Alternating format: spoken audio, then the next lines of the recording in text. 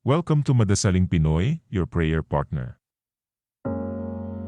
Ngayon ay Miyerkules na ika-34 na linggo sa karaniwang panahon. Ang mabuting balita ng Panginoon ayon kay San Lucas. Noong panahong iyon, sinabi ni Jesus sa kanyang mga alagad, "Darakpin kayo't uusigin. Kayo'y dadalhin sa mga sinagoga upang litisin at ipabilanggo.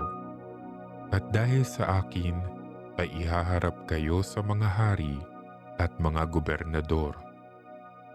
Ito ang pagkakataon ninyo upang magpatotoo tungkol sa akin. Ipanatag din niyo ang inyong kalooban.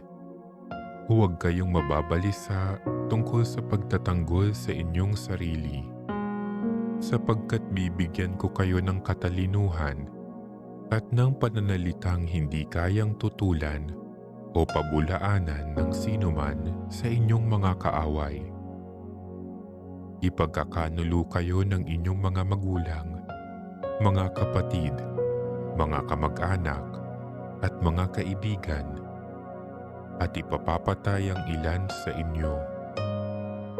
Kapopuotan kayo ng lahat dahil sa akin, ngunit hindi mawawala ni isang hibla ng inyong buhok.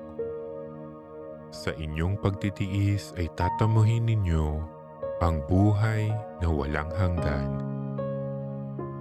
Ang mabuting balita ng Panginoon.